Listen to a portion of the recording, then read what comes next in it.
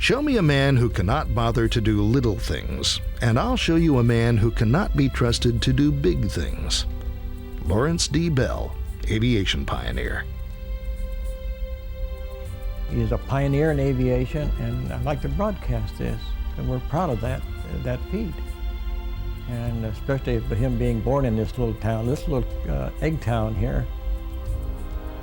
A Mentone, Indiana native who could see above and beyond the egg, Lawrence D. Bell, born the youngest of 10 in 1894, realized his vision taking on flight, creating mechanical birds.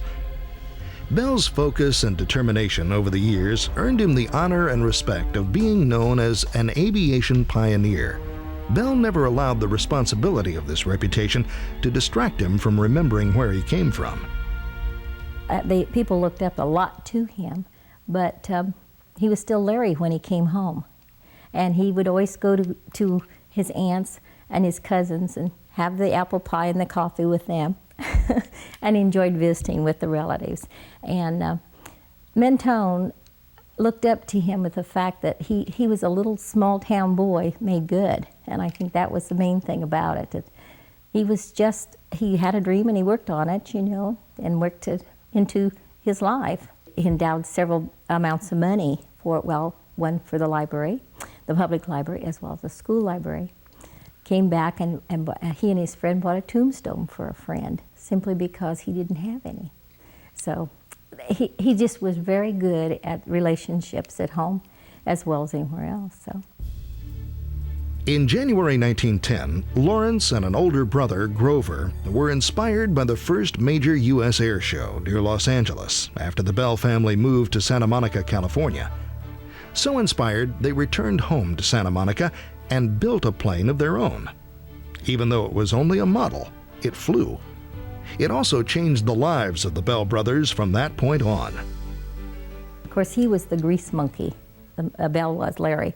And I think he was more or less worked on planes more than Grover did, maybe. He was more the pilot. And he admired him, I know, a lot. And he was always on the go, go, go, go. And he didn't sit back. And everything that he had heard or seen, he put up in his mind.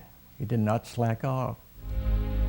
A month before Larry graduated from high school in 1912, Grover, who learned to fly, asked him to work with the great stunt pilot Lincoln Beechey and himself as a mechanic. After Larry passed the final examination, with flying colors, he took up with the two, becoming passionately involved with his work.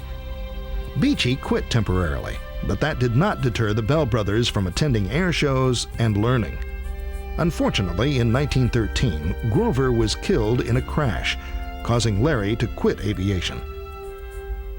After his brother was killed, he was very discouraged, and a man wanted him to help build some floats that they could land on the water. And he wasn't interested till he found the man had been at his brother's funeral and was fired because he attended the funeral, took the day off. So he decided if he was that much interested in everything, he would help him out. And he became involved, and lots of encouragement from friends. Larry was 20 when he became a shop foreman, moving up within a few short years to vice president and general manager of the Martin Company in 1928. Then he left to join Consolidated Aircraft in Buffalo, New York.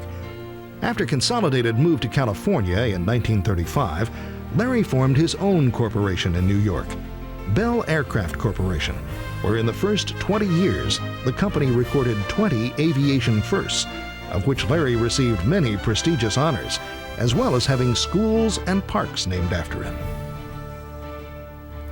He had an outstanding bunch of engineers that he had picked up from Martin Company and the Consolidated Company.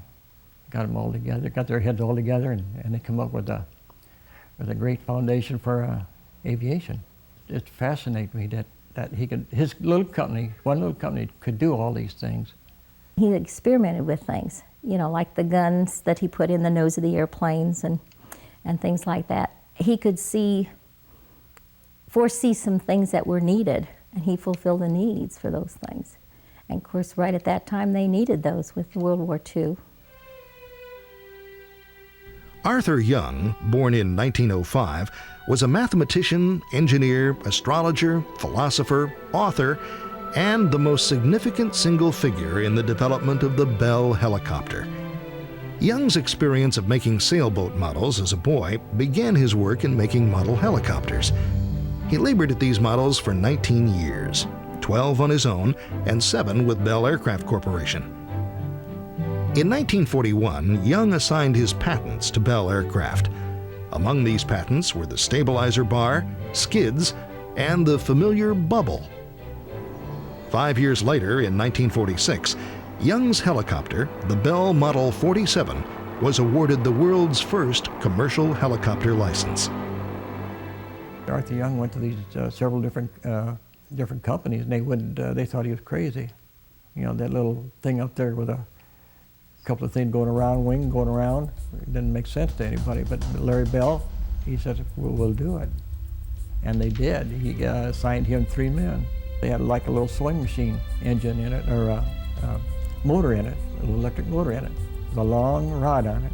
And that's how they experimented with this thing. They were kind of scared of it, didn't know what it was going to do.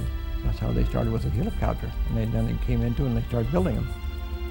Among the 20 aviation firsts, such as the world's first commercial helicopter and the nation's first jet-propelled airplane, Bell was credited for the first supersonic airplane, the Bell X-1. This was the plane piloted by Chuck Yeager, which broke the sound barrier October 14th, 1947. You know, they had these rockets, Germany had these rockets that hit London and so forth. Well, they couldn't get a man to go in a ship to go through the speed of sound. So we had a little army man named Charles Yeager. He volunteered. He was a lieutenant then, I believe. And so anyway, he went on up and they painted his ship, the XS-1, they painted it orange. The engineer said, well, we'll be able to see that when it gets way up there at 20,000 feet, whatever. But the engineers couldn't find it. It went up there and they couldn't find it. It just disappeared on them, and pretty soon they had a loud bang, a loud boom.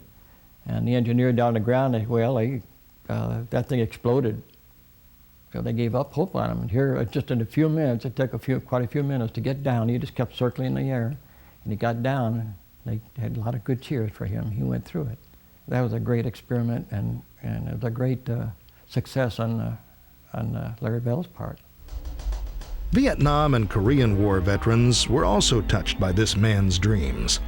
Reverend Will Lawson Sr., a board member of the Bell Museum, says it best about the Huey helicopter and the vets who spent time with it. Old friend, I knew when I heard your sound coming through the jungle sky, even before I could see you, that you were bringing supplies, reinforcements, or just maybe, you were going to take me home. Vietnam was full of jungles, and you have little clearings here and there. And our planes would land and pick up, it would bring boxes of supplies and pick up the wounded and take off, all within about a minute or a minute and a half. And well, the Viet Cong discovered this, and they were putting cables across. So that would cause our ships to crash. So they immediately designed a knife on top of the windshield. Then they had one come from underneath, a real sharp knife. They're probably about 14, 16 inches long. And with a jet engine like this, they just came in and they got just under it a little bit. They pulled up with that, 2,200 horsepower or whatever it is. And they come up, they snapped the cable. They just went right on down, picked up the wounded and got out. So we were ahead on this one. Vietnam veterans come in, and some of them with tear eyes as they reminisce of what they have been through. Some of them were pilots or spotters. Some of them were on stretchers. His ships were real strong in the Korean War. He had what they called a Model 47 and a D and a G. And they used them for medical evacuations. And you've probably seen this program, MASH. And you see them with a little bubble on it. And that was a later model. And they could carry two wounded on the stretchers to carry them out of harm's way and carry them to a hospital.